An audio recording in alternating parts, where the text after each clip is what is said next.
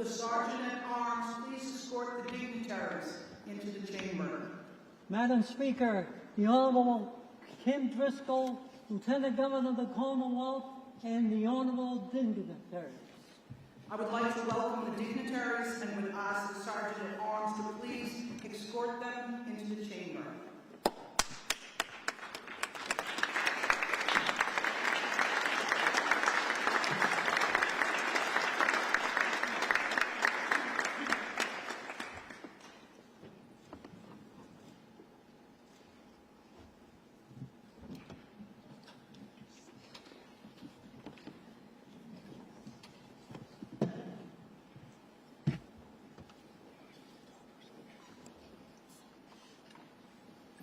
Will the audience please remain standing for the Pledge of Allegiance? I pledge allegiance to the flag of the United States of America and to the republic for which it stands, one nation, under God, indivisible, with liberty and justice for all. Please retire the colors.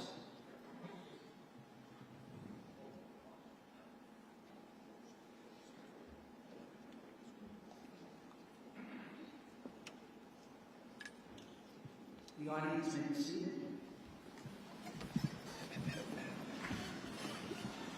Good morning, everyone, and welcome.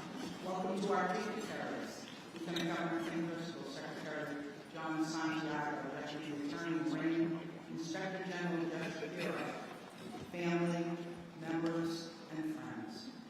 Thank you all for joining us here in the House Chamber as part of the official Massachusetts 9/11 commemoration, where today we mark and honor the 23rd anniversary of the September 11th terrorist attacks. We gather in solemn remembrance of the tragic losses suffered on that day. As each anniversary of this devastating event arises, we remember again the events and feelings from that day and resolve the need to honor legacies and reaffirm ideals. The enormity of the attack and the loss on September 11th affected us all. It changed how we understand our place in the world and what it means to be American. For those who lost family members and loved ones, the memories and the feelings experienced over the past 2 decades can be complicated and at times isolating. We'll hear more in a moment about the communities of care that came together to support those who lost loved ones after the unprecedented attack on 9/11. It is our hope that commemorations such as this one continue to serve as an expression of community care, where those who are grieving see that they are not alone and that there is strong support. With respect to the families, friends, loved ones, and all those touched by the tragedy, I welcome Teresa Matai, a founding member of the Massachusetts 9/11 Fund and the first chair of the Family Advisory Committee. Teresa Matai and her 2 children, 11-year-old Michelle and 8-year-old Robert, lost their husband and dad at the World Trade Center on September 11, 2001. Teresa helped establish the Mass 9/11 Fund, and she served as chair of the Family Advisory Committee for its first 15 years.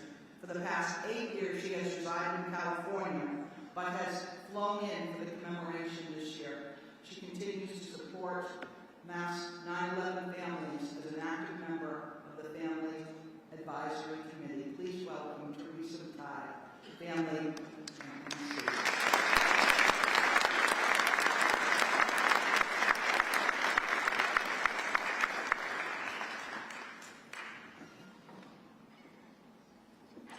Good morning and welcome everybody. Thank you for joining us today for the 23rd commemoration of 9/11 in Massachusetts. My name is Teresa Matai, and I have had the pleasure and the privilege of being with the Massachusetts 9/11 Fund since its inception, and I serve on the Family Advisory Committee. On September 11, 2001, my husband Joseph was attending a conference in New York City at Windows of Wood on the 106th floor of the North Tower.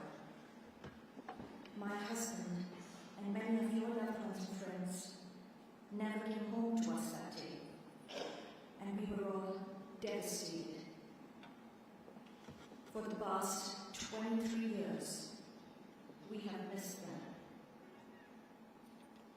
They will always remain in our hearts and on our minds, just a loving memory or thought away.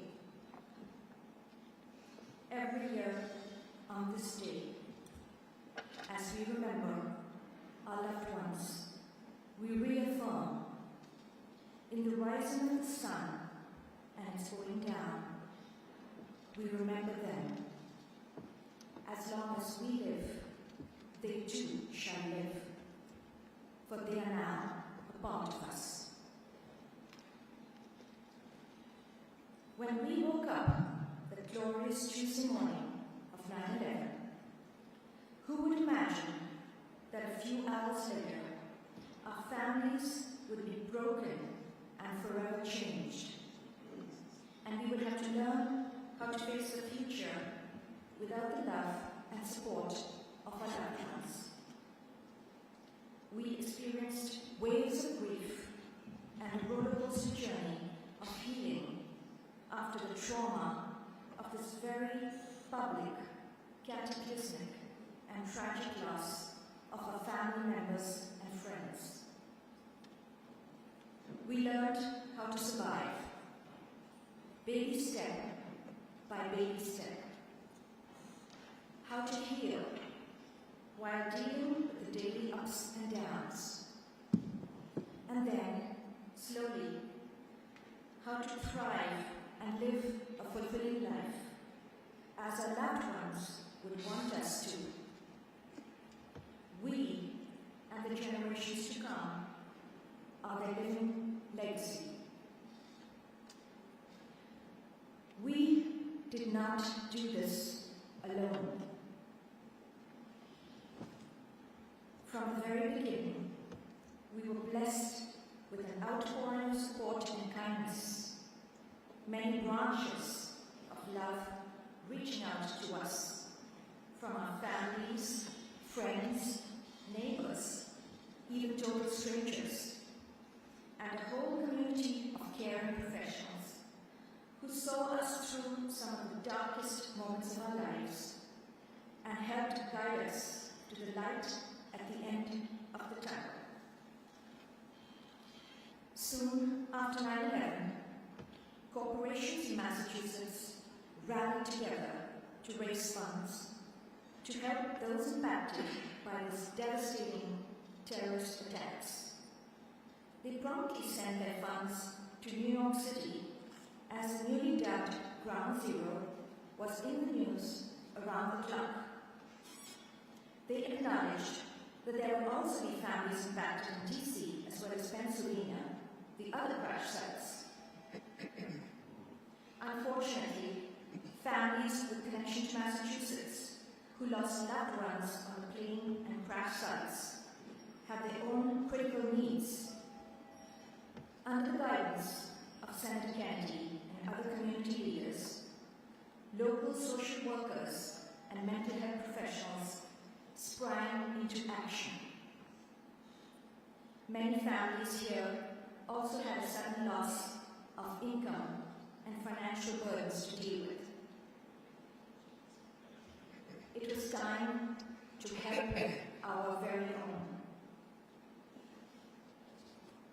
In the immediate aftermath of 9/11, the Red Cross, Salvation Army, Massachusetts Office of Victim Assistance, Catholic Charities, Boston Medical Center, the Children's Charter, the Children's Room, the Federal Department of Victims' Aid, and many other local social services, mental health agencies, churches, and synagogues join forces to try and help us navigate this biggest tragedy of our lives.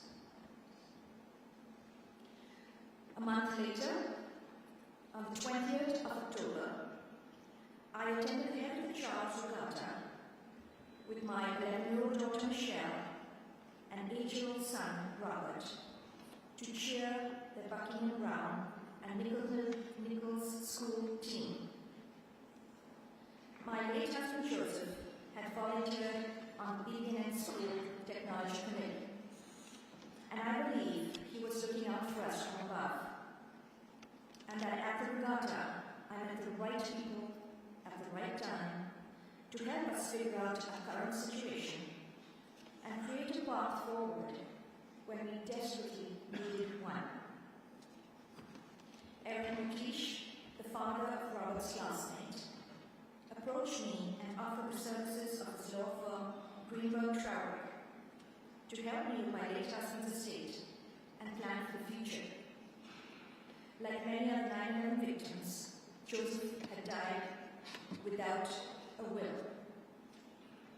I thanked Eric, but I hoped we could broaden this kind of offer to include other Massachusetts 9/11 families. He mentioned that he and a small initial group of friends, including another school friend, Candy Altman, and Faith Arthur, were working on it. As Eric mentioned, when he spoke at this podium during the 10th commemoration, I handed him a very long list of all the needs of the family victims that I could think of. Eric shared that in that vein, they were discussing starting an organization to help the local families impacted by 9/11, primarily with legal, financial, and estate planning, as those needs were urgent. They would have a hotline that families could call in. I suggested we include the community of care and expand the organization beyond the hotline to a website and office space, so when grieving families called in with any needs, a social worker or mental health professional would take that call rather than a legal aid. They thought that was a good idea, and we worked on it behind the scenes for the next 2 months, till early January 2002, when the Massachusetts 9/11 Fund was incorporated as a 501c3. With Senator Kennedy's help, we finally got access to the complete list of local Massachusetts families impacted. We went public and invited other family members to participate, meet each other, and share their concerns. A professional board and a family advisory committee were instituted. The family advisory committee would discuss the latest issues or need of the day and pass it on to the board. The board would then move mountains and work miracles to make sure it happened.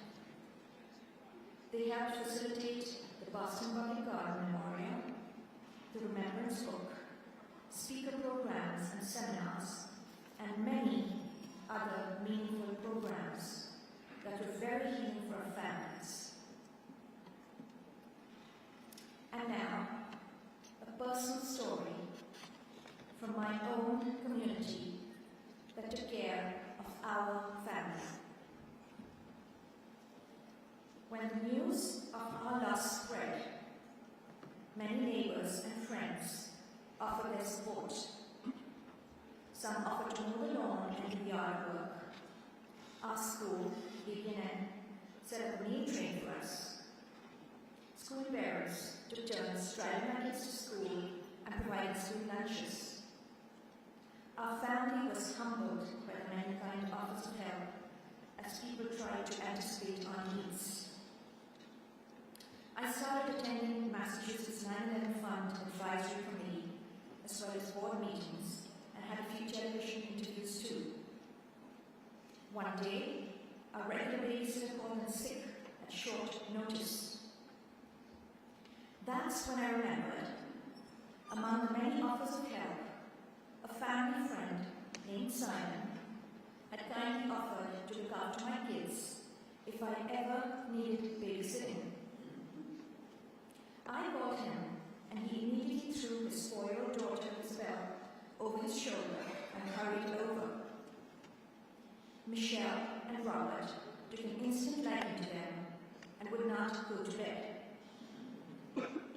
Simon then struck a deal with them. If they could beat him in a game of chess, they could stay up an extra half hour.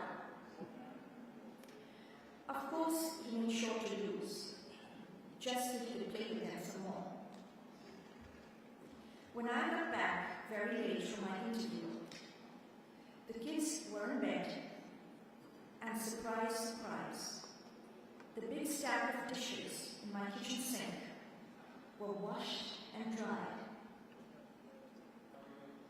Needless to say, Michelle, Robert, and I started looking forward to our regular babysitter dropping out at short notice. We knew exactly who to call. Fast forward many years, Simon and I really bunched our kids, and 8 years later, when our youngest went off to college and we were empty nested, the two of us moved to California. This year, I'm happy to say, Simon and I celebrated our 11th wedding anniversary.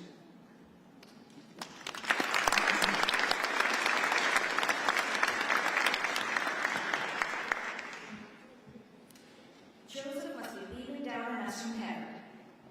2 days before 9/11, when Simon came over for a birthday dinner, Joseph had remarked that he was so impressed. He thought Simon was a brilliant and impressive young man. He was the one who introduced us to Simon. Simon, I know you are watching the simulcast at some unearthly hour in California. You showed up in our lives just when I was glad to delegate the Let's Throw Ice Down Your Back and Wrestle on the Lawn games with 8-year-old Robert. And I clearly remember the day I called him back, and you came over as soon as you could to help find our escaped hamster.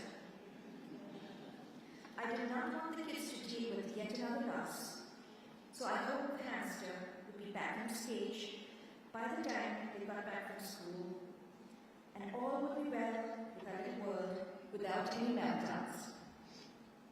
You asked little Isabel where she would go if she were an escaped hamster. She got down on her knees, looked around, then headed straight to the heating vents and pointed out, "There he is." Simon, Michelle, Robert, and I want to thank you for your support and kindness all these years. You and Isabel played an integral part in our healing journey. We made a formidable team as we healed together and forged our fun-loving, blended family.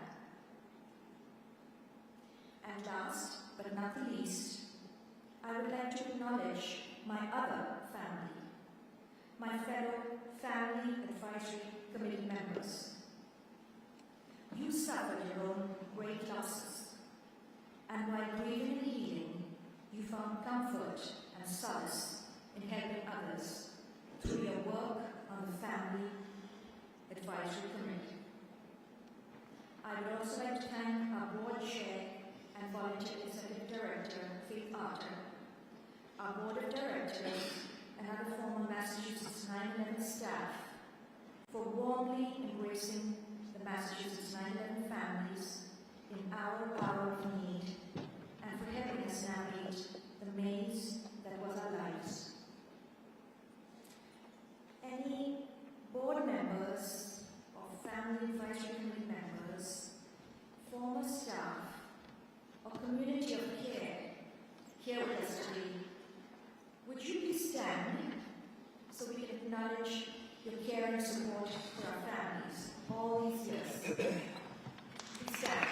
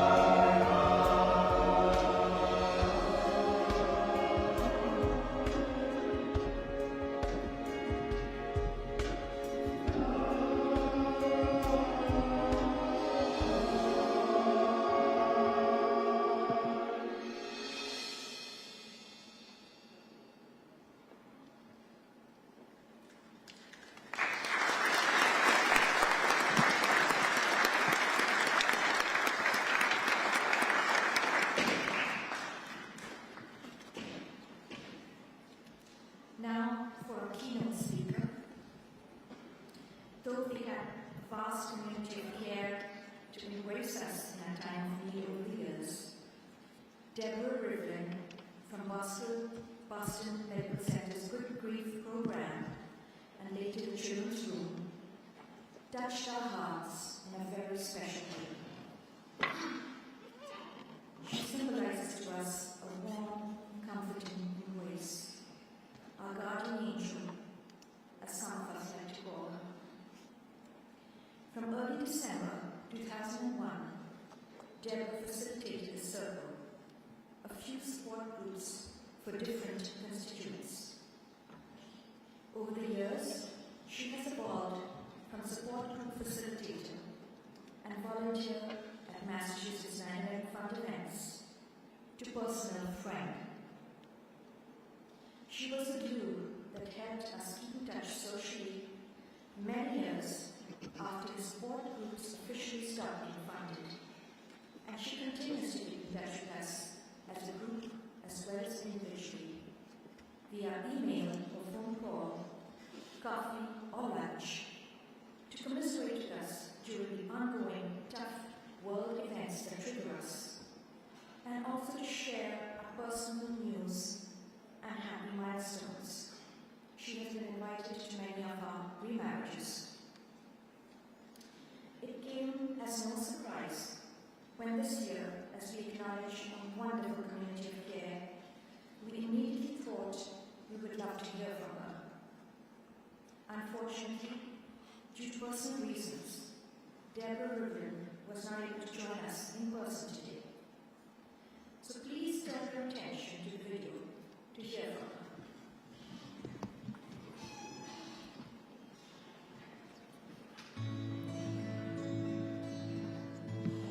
I am so sorry that I cannot be with you all today, but my heart is with you, your families, and all who love someone who was killed in the terrorist attacks of September 11, 2001. I had the honor of working with many family members through my role at the Good Grief program at Boston Medical Center, beginning in November 2001. With the help of Senator Kennedy, his office sent letters to parents of children and teens who had a parent die, offering a bereavement support program called The Circle. With the assistance of trained volunteers, we established age-appropriate bereavement support support groups for the children, while their parents met in their adult group. Each week, every family lit a candle in memory of their parent and shared a special memory, such as their dad or mom's favorite food or a cherished family activity. Through the sharing of these memories, we all learned about how their loved ones lived and what they enjoyed. The children were then divided into age-appropriate groups to engage in various activities focused on understanding, grieving, commemorating, and going on living a full life while remembering their parent.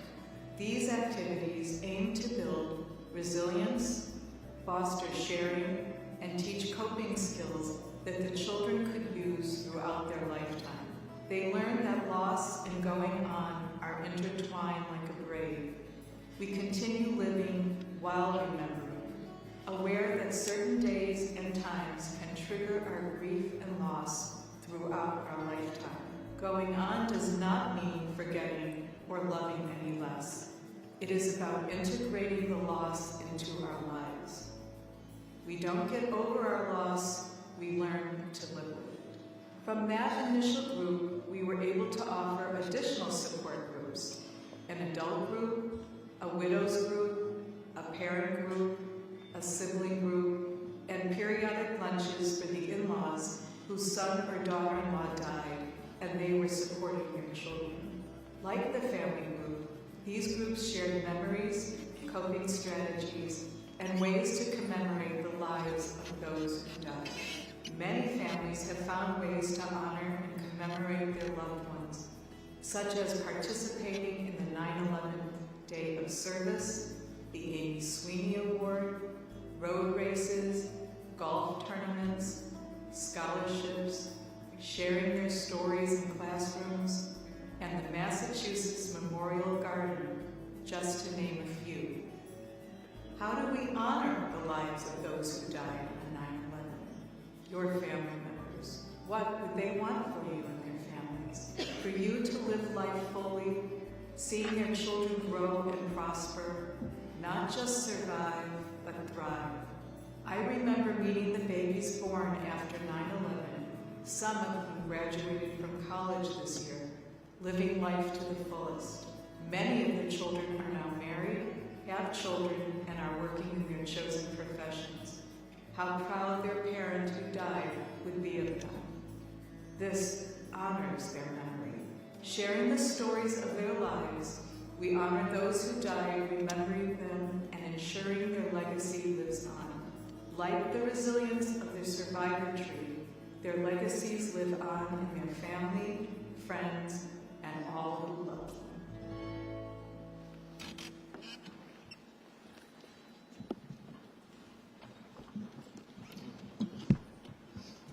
Deborah, I know you must be watching the silent guest. Thank you for bringing us together to create a family of shared experience and loving support. You will always be remembered with gratitude for the gift of kindness and healing that you have shared with us over the years. Thank you, Deborah.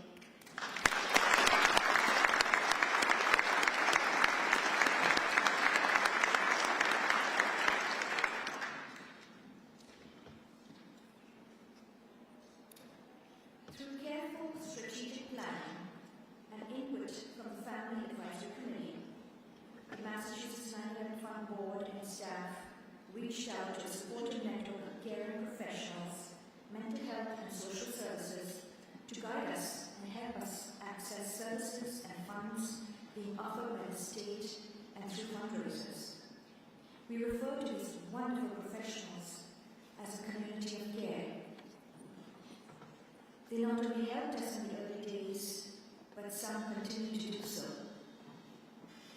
Our children were also offered a range of services, from Tuesday's Children, mentorships, the annual camp, Project Common Bond, and America's Camp, where they made lifelong friends.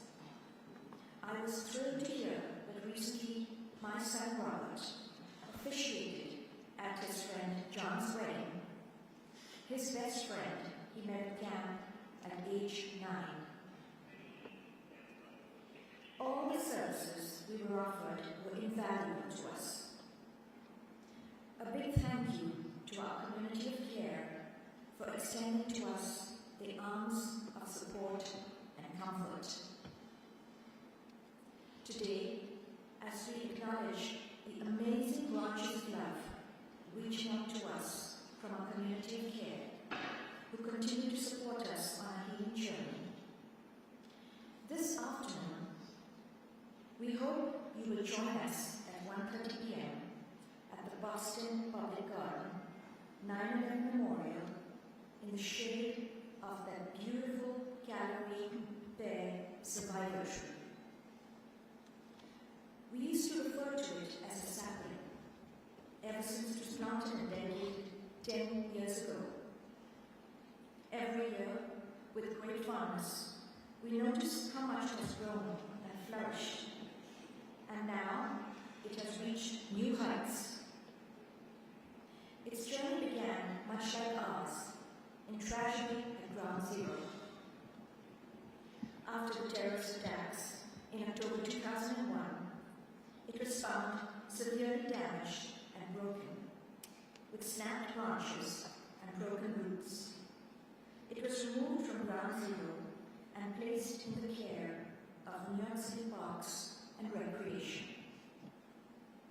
Today, the survivor tree, standing tall in the Boston Public Garden, is a loving reminder of resilience, survival, and rebirth, and it epitomizes all the care and support we received along the way that has brought us so far. Please turn your attention to the video about our community of care and the branches of love and support that reach out to us.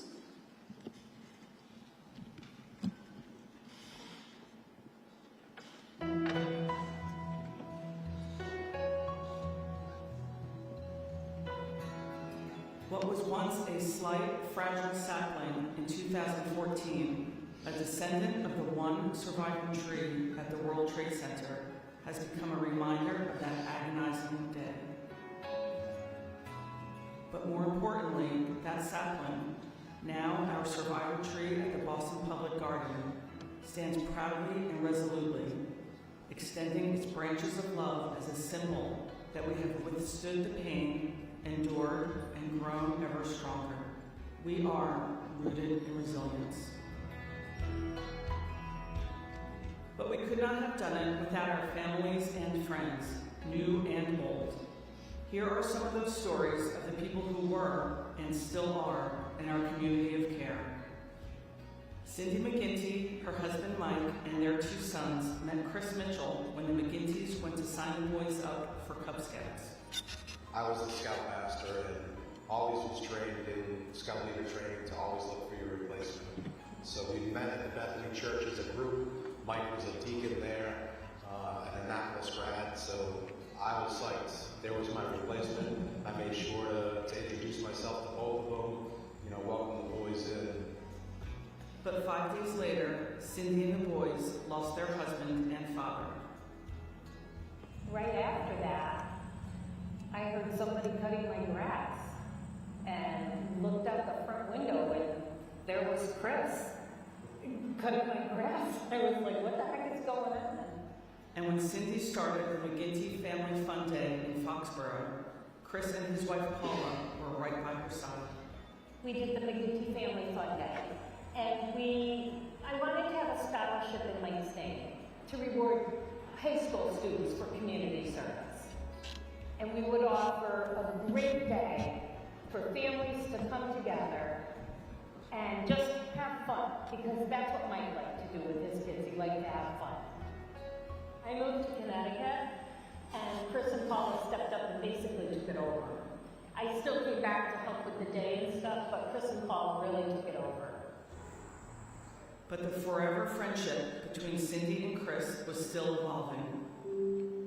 Chris saw a need for a 9/11 memorial in Foxborough and formed a nonprofit, Foxborough Never Forgets, to get the memorial beautifully and thoughtfully done. I mean, it tells the entire story in one place, so that in perpetuity, children and adults in Foxborough will never forget what happened that day. It took so many hands to put it together that were volunteers, so many, many, many volunteer hours, and so many people funded it through pennies and nickels and dimes and large donations and small donations. After the memorial was built and after Family Fun Day and all of that, I've always had this conundrum. And it's a conundrum I still have today. Like, how do you take forward the sacrifice that a lot of these men and women made enlisting in the service after 9/11? And I had a friend that worked at Homes for Our Troops, which builds adaptive housing. And I heard about an opening there, and I thought, this has Chris written all over it.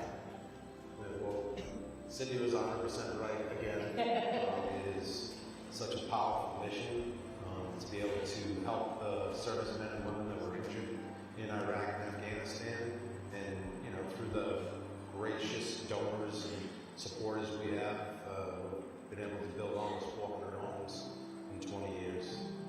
Like the Survivor Tree, I aspire to that, and I try to do that every single day. I hope that I succeed in my life, and that at the end of my life, people say, she was just like the Survivor Tree.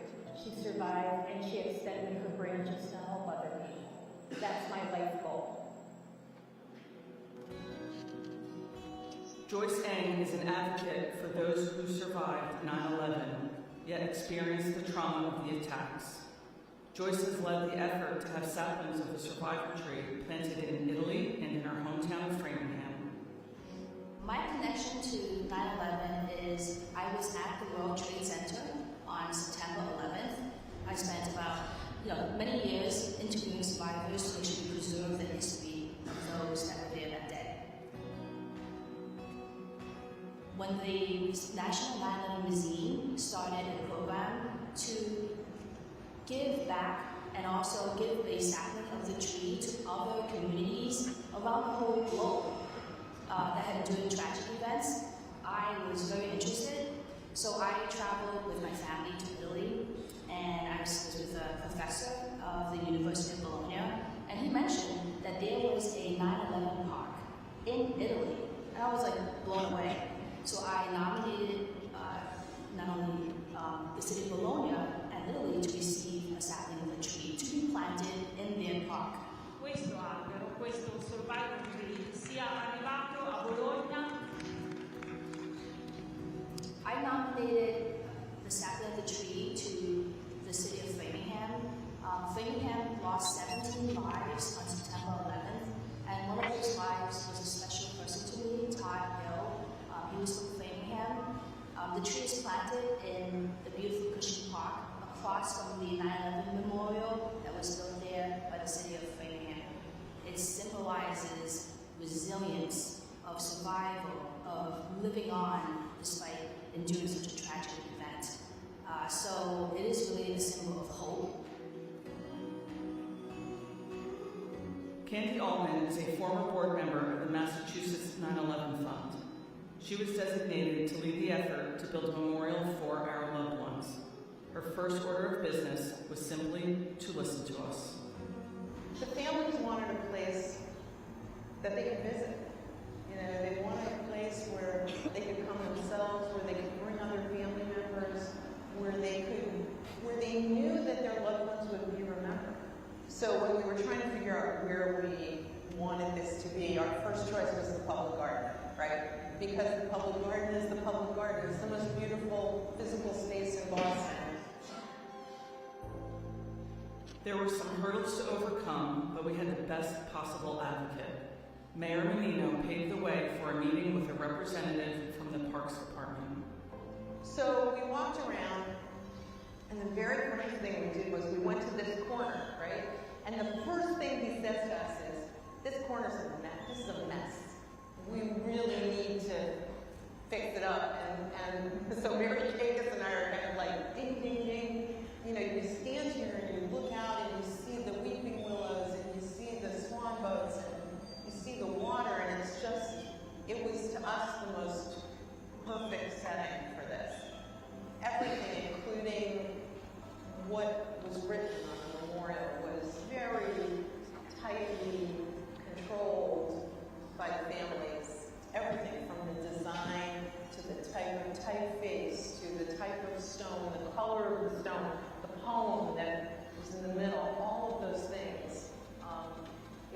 really important families felt comfortable about what was happening.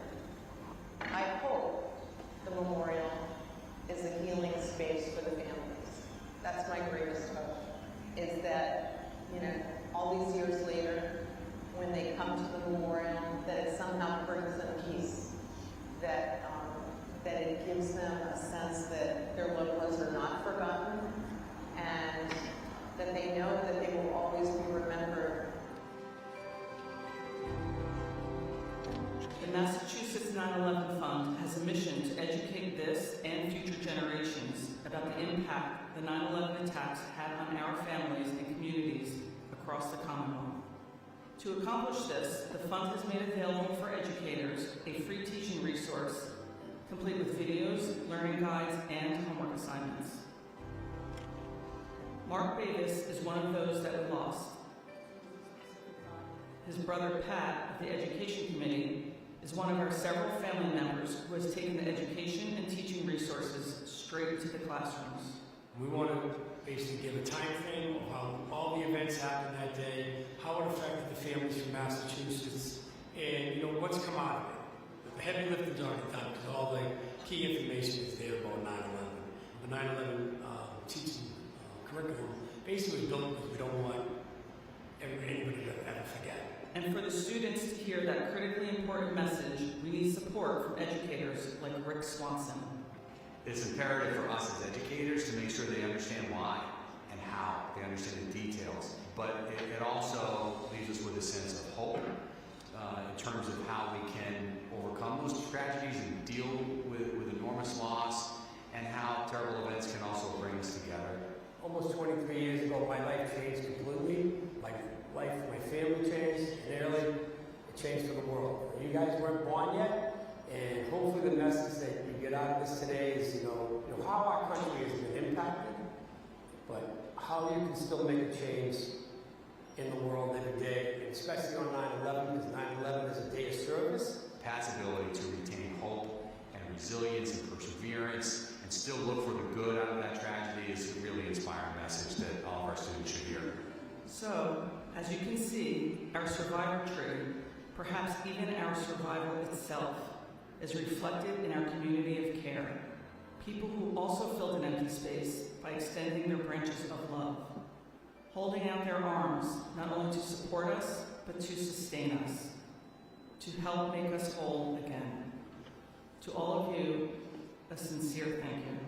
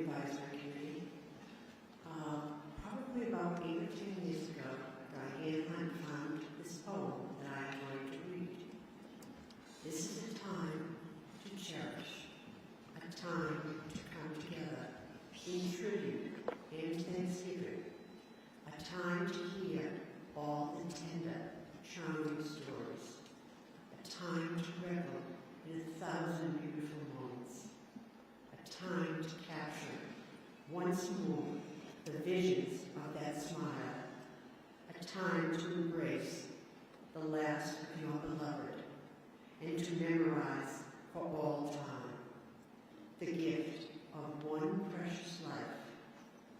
And now, will you please turn your attention to the screens for a montage, a tribute montage of our loved ones.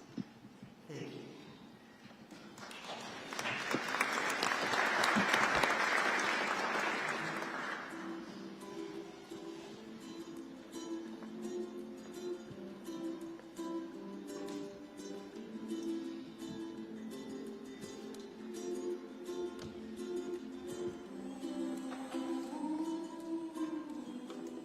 One of my favorite memories of Anna comes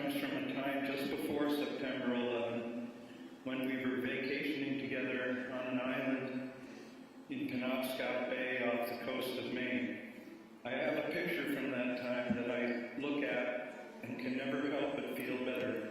Her joy is infectious, and I give thanks for that time we spent together. Way up high, and the dreams that you dream of once in a lullaby.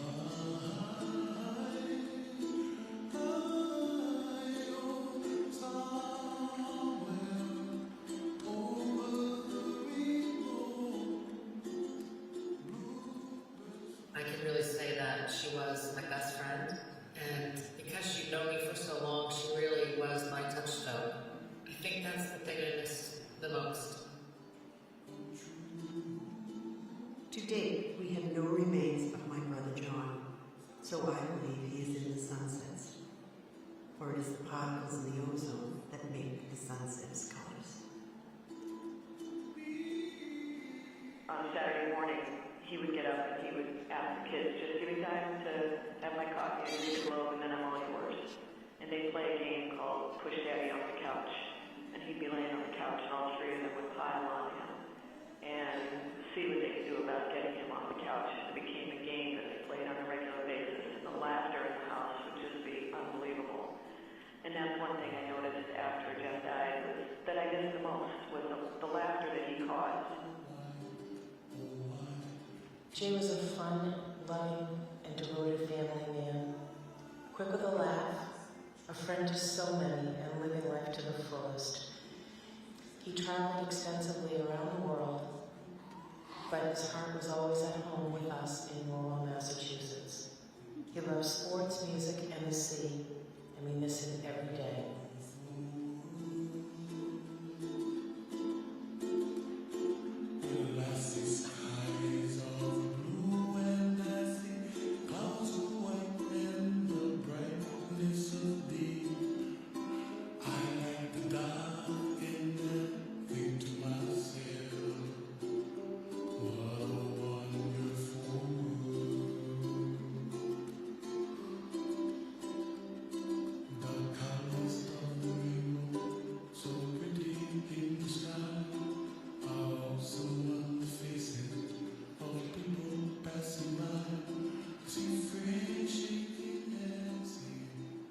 He always liked to be in the yard, cutting the grass. Good old Italian, he loved to cut the grass, take care of the garden, and have vegetables. Not me. That was his job.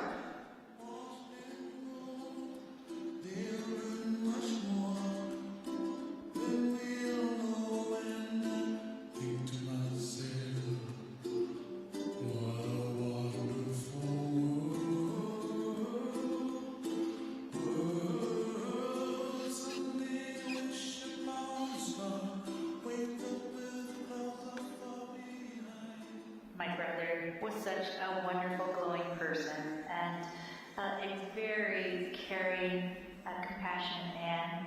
He was volunteering with organizations like the Corporate Angel Network that flew cancer patients to treatment for free on corporate jets.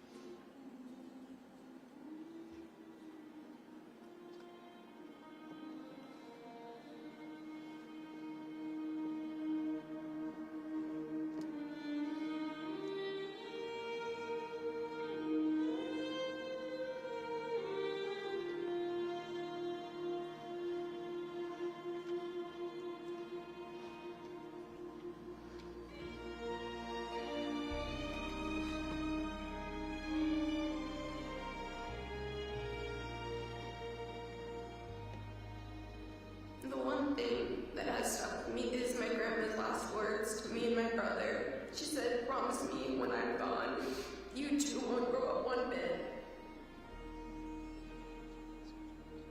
I told Bill, I need a sign from you, honey, knowing that you are okay. Soon after, I started to find a penny here and there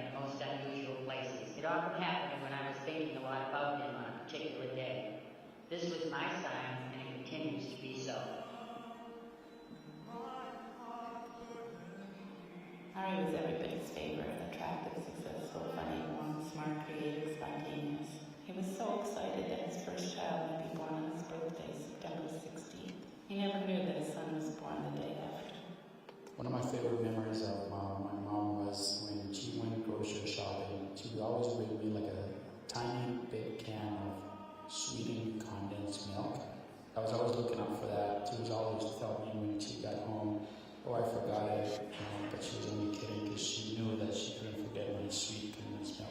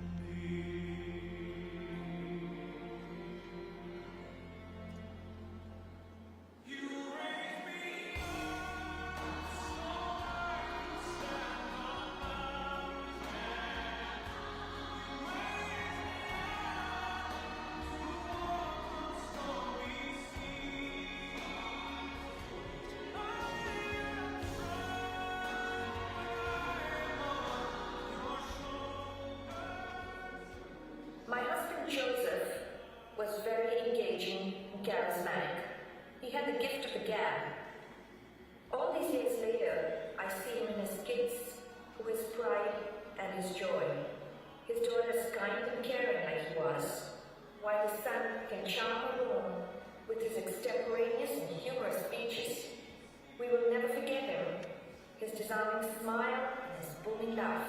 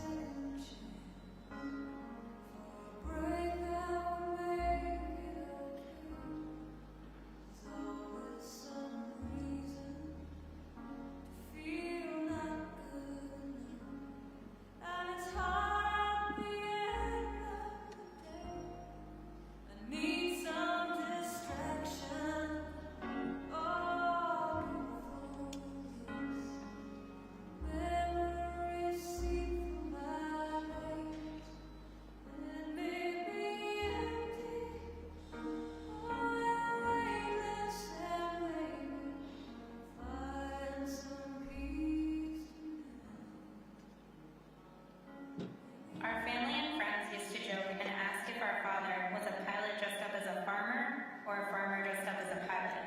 He had his two loves, farming and flying. Above all else, he loved his girls, our mother and my two sisters. We talk about him and share his stories and keep his photographs around our homes so that he's always with us. He was taken from us, but the memory and legacy he left is stronger than ever. My mom cared very much for animals. She adored her own cats and would help strays by putting an opening in a garage to feed them and get them out of the elements. She is truly missed, and like all of our loved ones, they will never be forgotten. great listener, and he offered much comfort and advice. And the wonderful part of it all was that if you chose your own path, it was always okay. He had no enemies, only friends, and he touched the lives of everyone he met. He made everyone feel special. I had the pleasure of spending a long weekend with my brother during a business trip to California. In a matter of a few days, he shared the world with me. The years between us had become days. Tommy was the youngest of 5 children and the only son. Tommy, you are always in our hearts.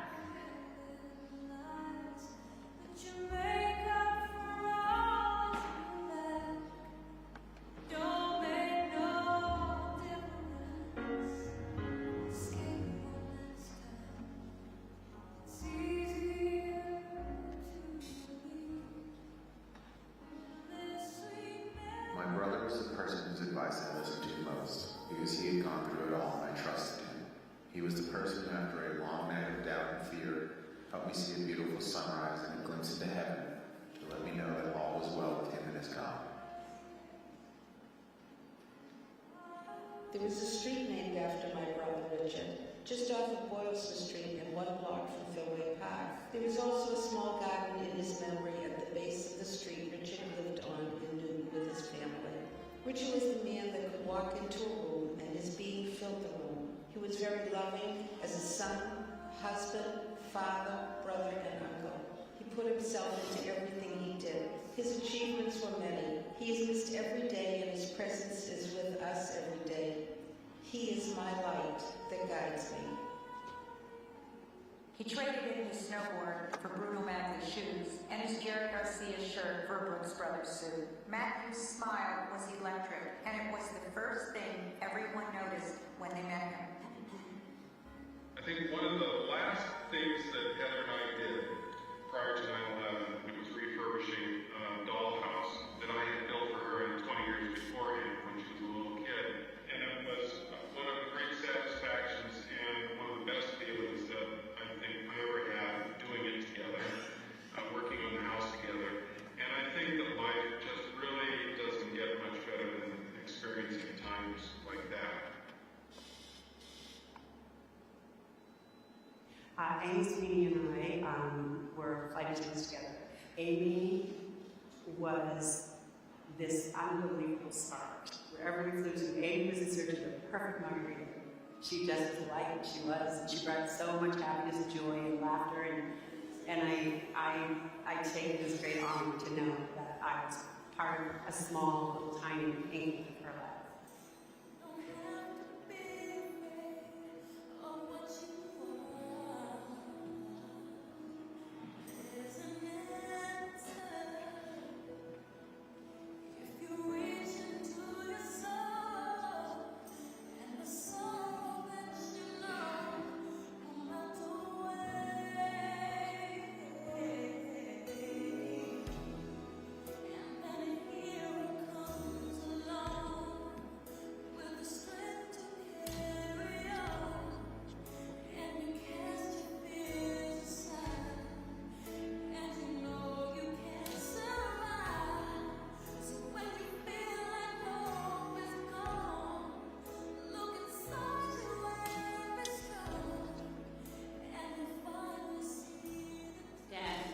Taken from us much too soon. We love you and we miss you more than words can say. Mom is doing very well, happy, healthy. She lives close by and we see her often, and we all take care of each other. You have 5 beautiful and amazing grandchildren. We have and will continue to share with them great stories and memories about their grandfather, our dad. We hope that you are watching over all of us with a big smile on your face.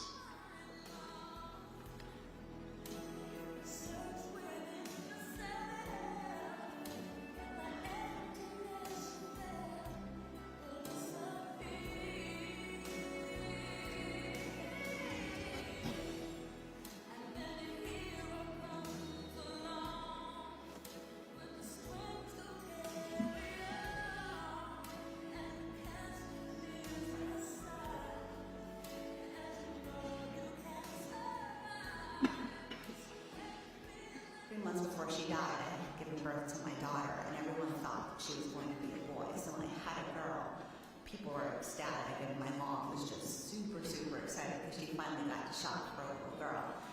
But I was very adamant that I didn't want Amelia to wear pink. So my mom's always trying to find the most girly blue things for Amelia. And I would say it was about maybe a week or two after she died that my dad and I finally got the courage to open the back of her car. And in the back of her car, we found about, I would say, 10 to 12 bags from like Filene's and Macy's. And in each bag were different types of blue dresses for Amelia, because my mom had been stockpiling them. The summer after 9/11, we noticed that my aunt was sending butterflies, and we were able to notice this because our backyard was filled with hundreds of them, only black and yellow butterflies. I graduated a couple weeks ago, right about as they began calling names, yellow and black butterfly, and then my mom told me that it came to her after it went by me. Whenever we see the black and yellow butterflies, we know that they're from her.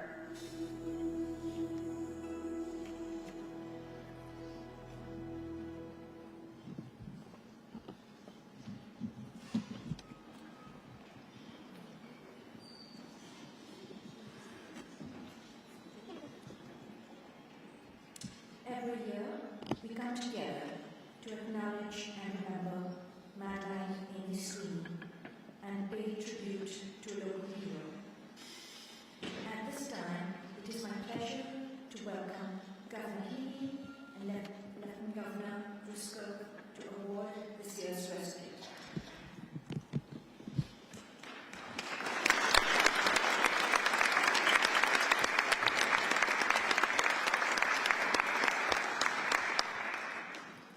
Thank you, Teresa. Thank you, Pat, for your words, for your devotion to this community.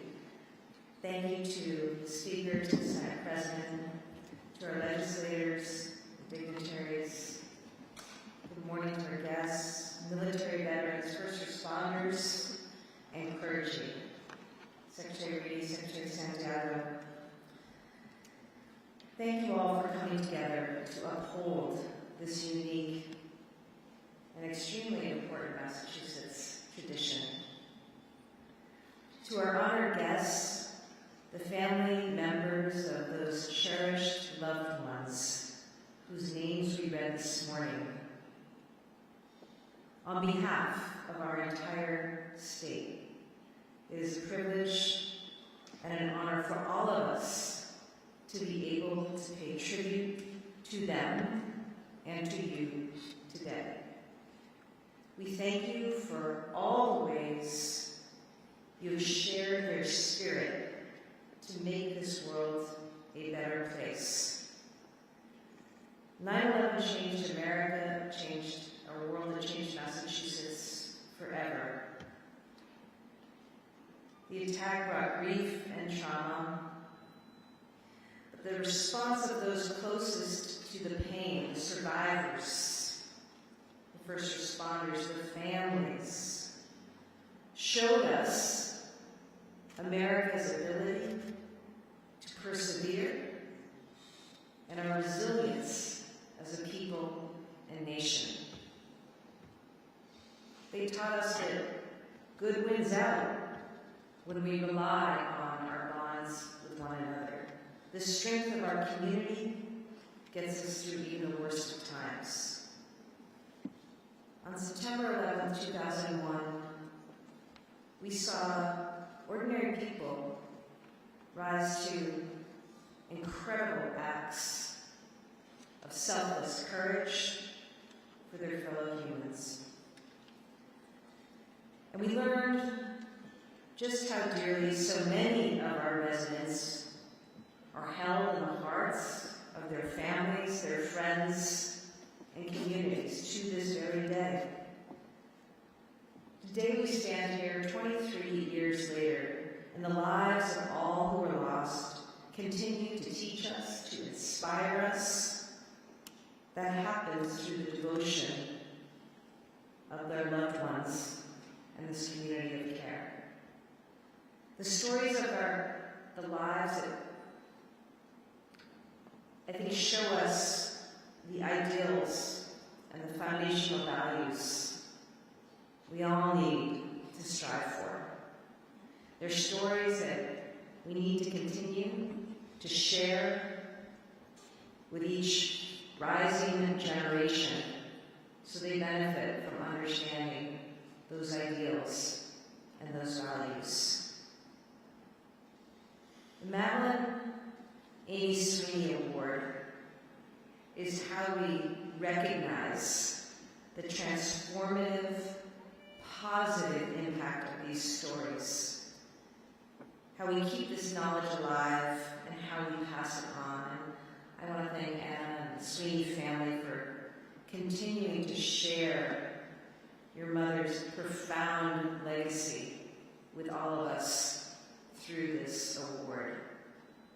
Each fall, we rededicate ourselves to our highest ideals by honoring the courage of those who were lost and celebrating the heroic acts of our neighbors today. I'd now like to invite the Lieutenant Governor, as chair of the selection committee, to come forward and say more about how we do that this year.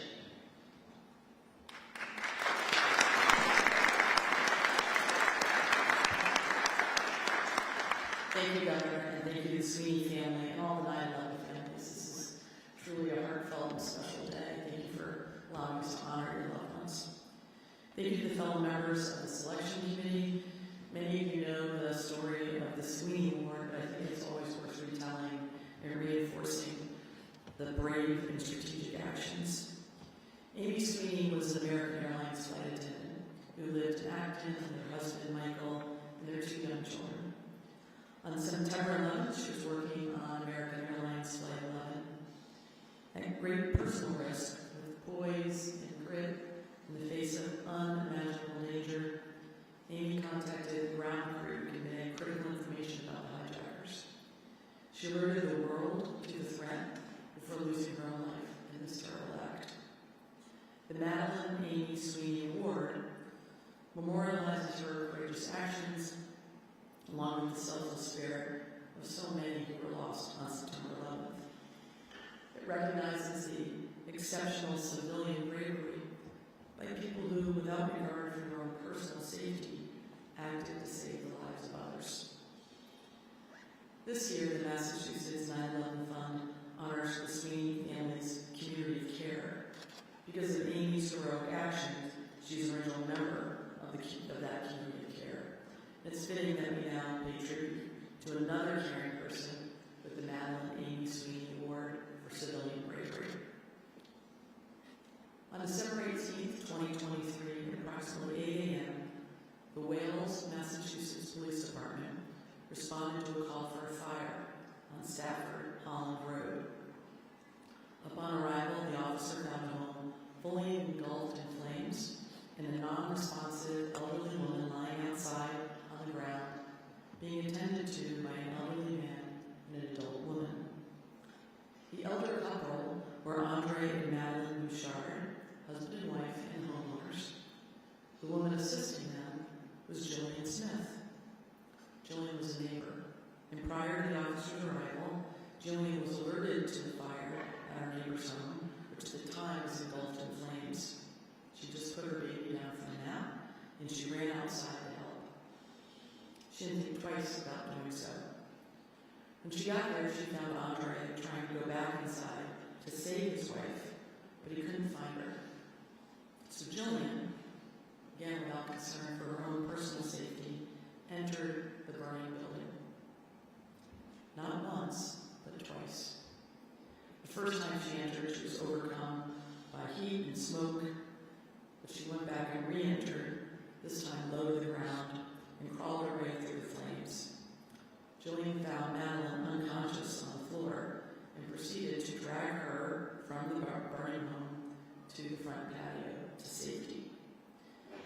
In these selfless efforts to help her neighbors, Jillian Smith acted without hesitation in the face of extreme danger, and she saved their lives. I'd like to invite the governor back to the podium, along with Jillian, and Sweeney is going to be recognized, Jillian, for this Wellness Act.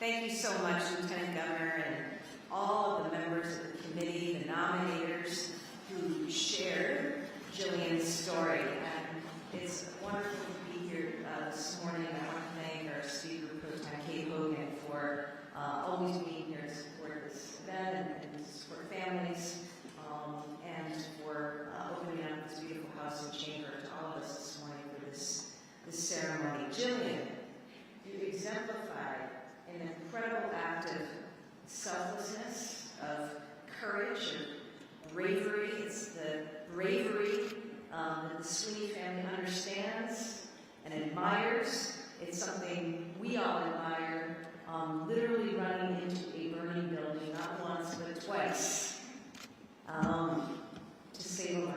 It's incredible. And we are so grateful to you. We're obviously very proud of you. But thank you for giving us the honor, and it is an honor to present this year's Madeline Amy Sweeney Award to Jillian Smith.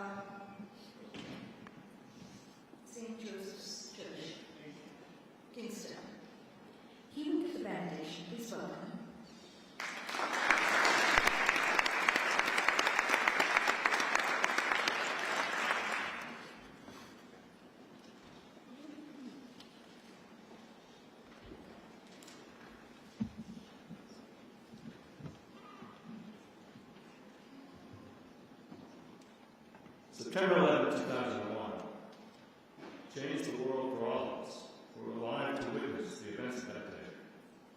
Those events transformed the world that would be inherited by our future generations. 23 years later, we gather here to remember and to pray. We remember the terrible events of that day. We remember and pray for our brothers and sisters, our neighbors and our friends who lost their lives. We remember with great gratitude those who stepped up to respond to that tragedy. Our firefighters, police officers, and all first responders. We remember those everyday responded to tragedy, grace, compassion, and love. We read this in the Gospel of St. Mark. When Jesus returned to Capernaum after some days, it was reported to him. It was reported that he was at home. So many gathered around that there was no longer room for them, not even at the front door. And he was speaking the word to them. Then some people came, bringing a paralyzed man, carried by 4 of them. And they could not bring him to Jesus because of the crowd. So they removed the roof above them, and after having dug through it, they let down the mat on which the paralytic lay. When Jesus saw their faith, he said to the man, "Son, your sins are forgiven. I say to you, stand up, take your mat, and go home." And he stood up, and he immediately took the mat and went out before all of them. In this story, the paralytic was cured by Jesus, not because of his own faith, but because of the faith of his friends. Jesus watched as these men carried him for him on a mat through a large crowd. Finding no way into the house, they carried him to the roof, removed the tiles, and lowered him down. It was their efforts that allowed the grace of God to break into the world and change that man's life. On September 11, 2001, in the midst of great horror and death, we witnessed so many step up to carry the mats of others. In the days, months, and years since, many have continued to do so. This day we ask God to help us to be people who remember. We don't want to forget what happened. We also want not to forget the heroic, selfless actions of so many. We want to remember so that we are able to see past our differences, cultural, religious, political, and see within the other the very image of God, so that we can treat all others with the appropriate respect, dignity, and love. This September 11th, I pray that God may help us to follow the example of the friends of the paralytic in Mark's Gospel. I pray that God will bless all those who dedicate themselves to help them to carry their brothers and sisters. I pray that all of us, with the help of God, may be people willing to carry the mats of others. May God bless you.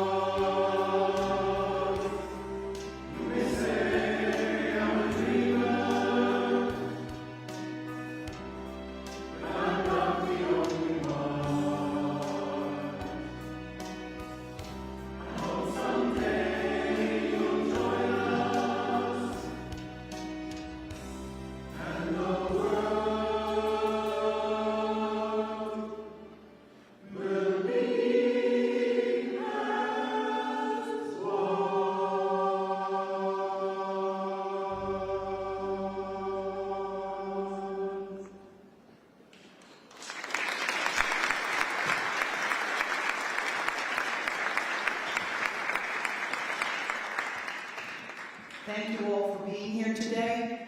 On behalf of Massachusetts 9/11 families, I hope that today's ceremony has brought honor, comfort, and a renewed sense of spirit to all those present. May God bless all those who are missing and remembered today. May God bless the Commonwealth of Massachusetts and the United States of America. Thank you. And never forget 9/11. This ceremony has come to a close. Please stand as the Sergeant at Arms escorts our dignitaries from the chamber. And a special thank you to Governor Mark Healy for being here today.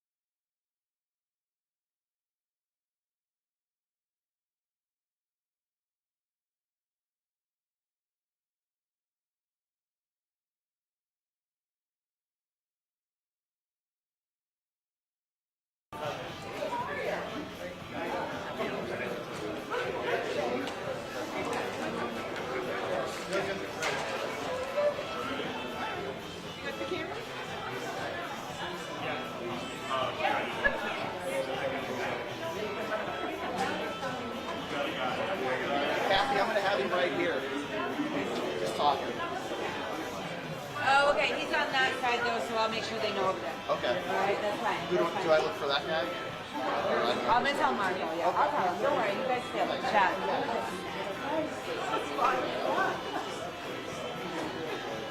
So do you mind if we use this? No, I would not. Okay. Where are you from? From Newton.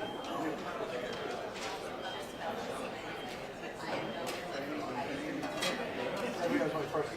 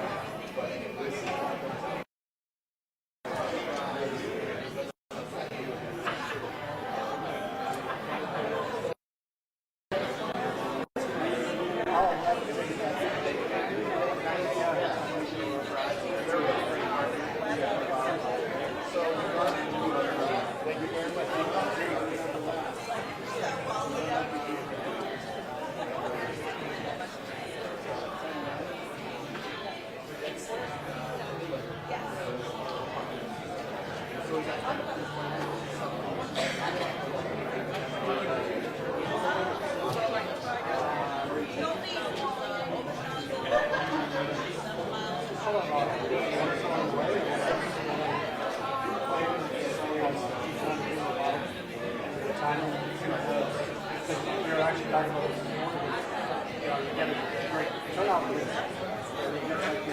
same people, like the time wasn't always there.